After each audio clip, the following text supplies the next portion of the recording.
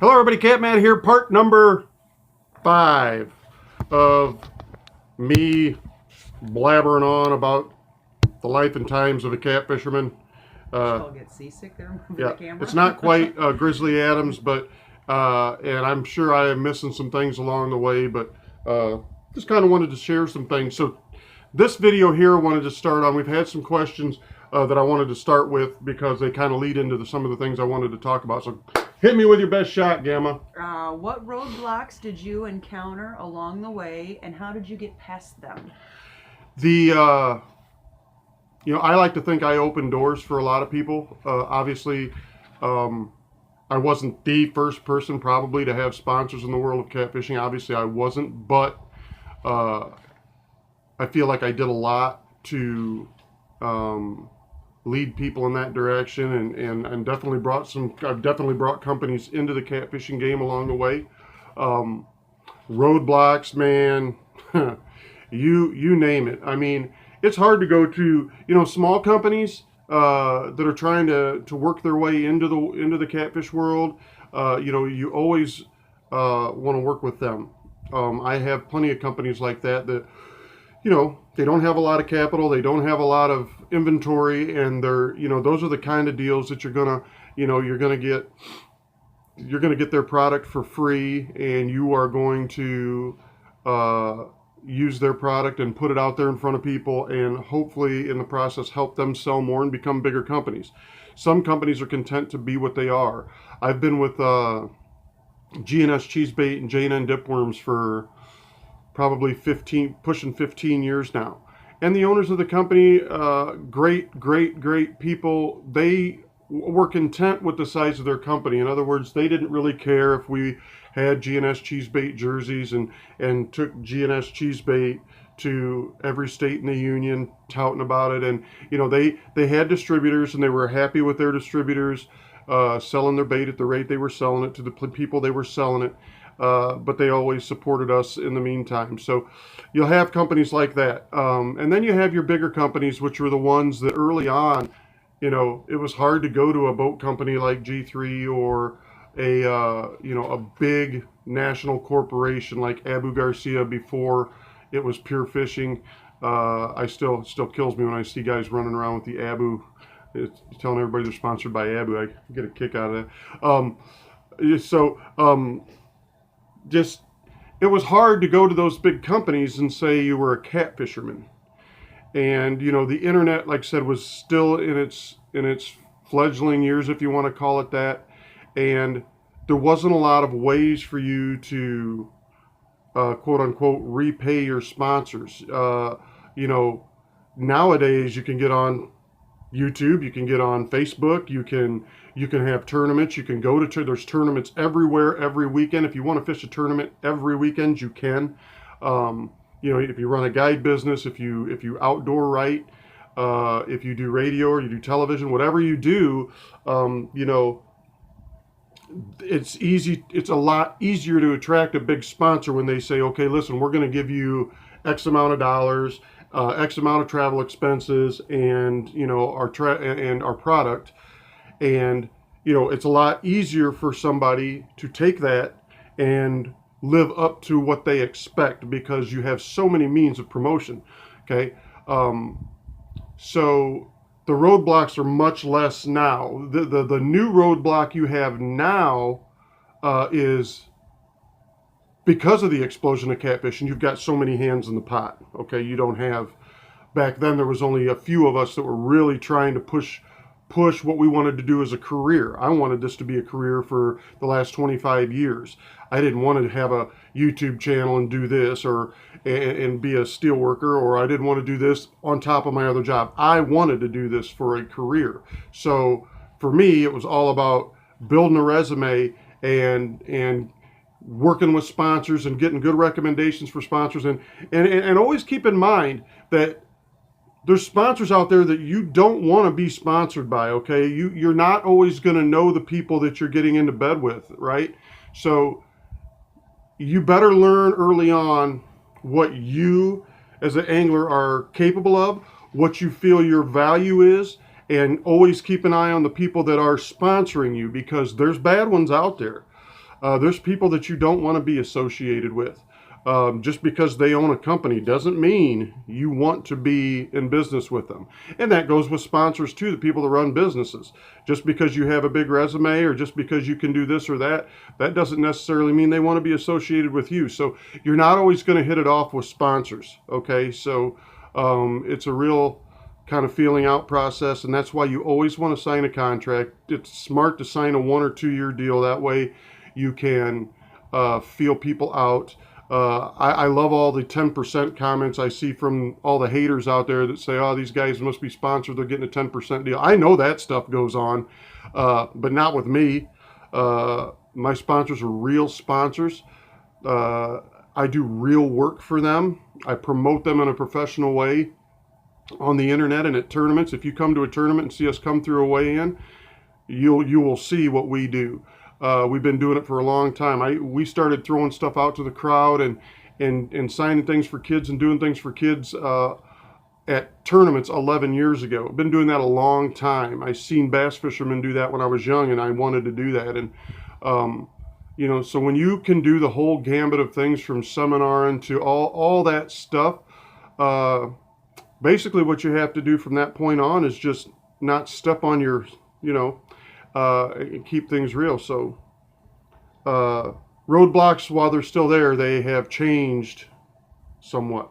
So At what point in dealing with sponsors did you go from hoping and praying that they give you a chance to knowing that you meet all or any of their requirements?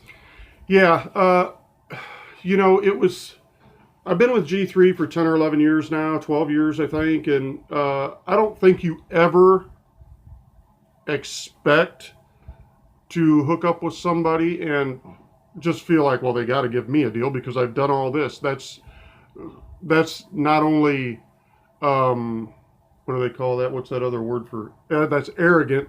Not only is it arrogant, it's just, you don't know what that person's looking for. They might not want somebody like you who is expecting their product for free or expecting them to pay for tournaments and expenses or expect that kind of thing. So you don't always, I don't know when that switched. But what was that question? Say that question to me again.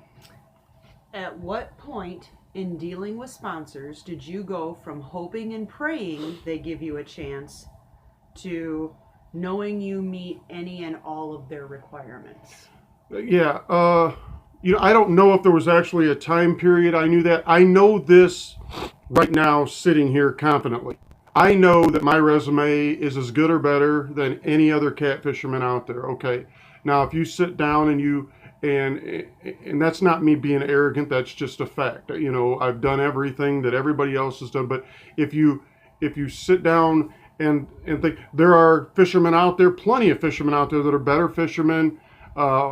There's better tournament anglers, guys that have won big tournaments, the Massengale brothers. There's lots of guys like Mark Farrow, who's a guy that people don't talk about very often, might be the best fisherman I've ever been in a boat with. There's lots of guys out there, okay? But when you talk about a resume, you're talking about the whole thing. You've got to be a personable guy. You got to be able to do stuff like this. You've got to be able to sit and entertain a group at a seminar for an hour. You got to be able to go on a radio show, do a television show. You've got to be able to do the whole gambit of everything a sponsor does not want to give you a boat and travel expenses and everything just so you can go fish 12 tournaments this year, win a couple of them.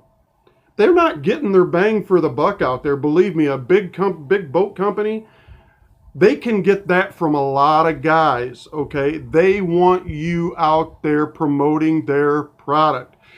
Tournaments are just a small part of that. They love guides. Obviously, they love guides because you're putting people in their boat all the time, and you're allowing them to sell their boat. They're allowing their boat to sell itself, or their rod and reels to sell itself, or their rod holders to sell themselves. There's so much more to guiding, to getting sponsored than tournaments, and guys are stuck on that tournament thing. So if you want to knock down that roadblock yourself, it's all about becoming whole, get to where you can do everything. Who's your dream sponsor? My dream sponsor, Dodge. So if anybody out there, Lehigh, Coca, any of you guys out there, my dream sponsor, I would love to have a vehicle and a gas sponsor. Catmatt, here's a truck. We're going to wrap it up for you, and we're going to pay Dodge for your and fuel. Shell. Dodge and Shell or Dodge and BP. If I could have a dream sponsor, especially for what we want to get done in our future, I would love to have a truck and gasoline sponsor. Truck would be great. Gas would be great. I'd take one or the other, but both would be phenomenal. That would be a dream. Did you ever have the moment where you had to decide all in or give it up? Yeah, and you know as good as you're I sitting know. there. I know that answer. I can tell you, I'll be straight up honest with you guys. I live in a trailer park. Okay, so if anybody thinks that This is I'm our rich, trailer. if anybody thinks that I'm rich, you're out of your gourd. Every spare dime we get, every dime a sponsor gives us, we put into travel so that we can go fish tournaments and represent. They pay for, a lot of them pay for our entry fees, and they'll give us money for hotels and stuff. And every free dime we get on top of that, we go for other things that we want to do and to pay our bills at home. Okay. The old adage that if you want to be a millionaire catfishing, you better start out as a billionaire. It's 100% accurate. It was 2 years ago, 2.5, almost 3 years ago, when Michelle looked me in the eye and said, you know what, if you want to do this full time, go for it. And it took a great woman to finally give me the courage to try it. And, it's a struggle. And it is a freaking unbelievable struggle. I have leaps and bounds grown since then with sponsors and being able to fish new water and learn new waters a little bit better and be more competitive and learn new rigs. I mean, I'm able to do so much more. But anybody that thinks it's easy, it's one big ball of stress. You got more sponsors to deal with and making sure you take care of them all, and you're always so conscientious of that. There is so much going on, so much to do, but thanks to her, I've been doing it for about 3 years, and I'm poorer monetarily now than I was then. I gave up my insurance. I gave up everything to do this. So anybody that if you're envious of where I'm at, you might want to think twice about that. If you don't even know the struggles. You better really want to do it, because if you think I live in the life of luxury, you're not. I'll take you for a tour of the double wide we live in the trailer park later. Okay, we live in a nice home. And it's a beautiful home. I'm not complaining about any of that, but if you think I'm living in a $200,000 home on the edge of town on my own personal bait pond and all that, you're nuts. No. Okay, No. I sacrificed everything to try and make this work as a catfisherman. Everything. So, that's why at times I can be bitter, and at times, there's a lot that goes on in my mind that might not go on in a lot of other guys' minds, because I have more at risk, I believe, as far as catfishing goes than just about anybody, because I have thrown everything I have into this, and at times it's working. It's working, but it's as far as money goes, You're not going to get rich. You're not going to get rich.